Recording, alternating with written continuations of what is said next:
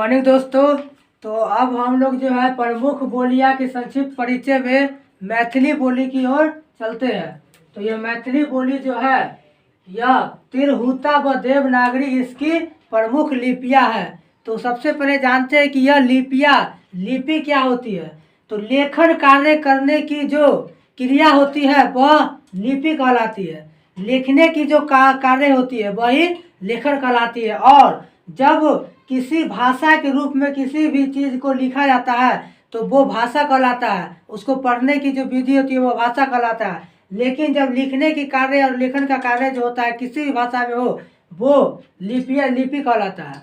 तो भाषा और लिपि दो अलग अलग चीज़ें। भाषा पढ़ने या किसी भाषा में लिखने की कला होती है वो भाषा, और जिस प्रकार से किसी भी भाषा में किसी भी चीज़ को लिखा जाता है वो लिखने की जो कला होती है वो लिपि होती है। तो तिरहुता व देवनागरी जो है इसकी प्रमुख लिपियां है। और हिंदी को जो है तो देवनागरी लिपि में लिखा जाता है।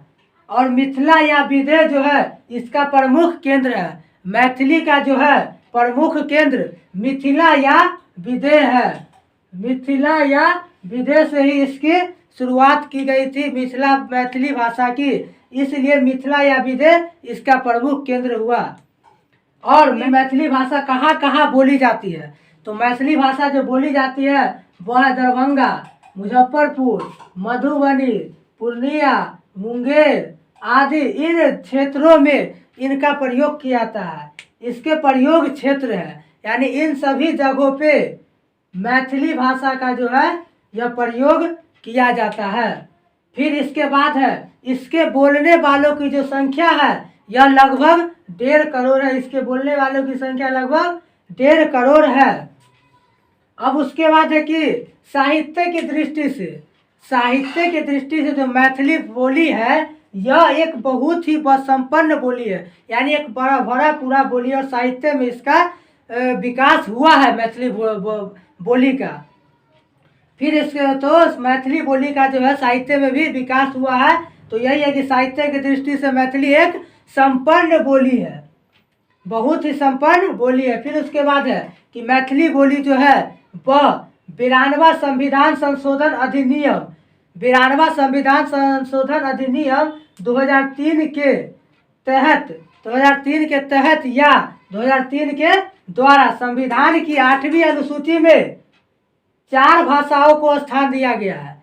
4 भाषाओं को ही इसमें स्थान दिया गया था। तो पहला भाषा है बोडो, फिर दूसरा भाषा है डोगरी, और फिर तीसरा भाषा है मैथिली, और चौथा भाषा है संथाली।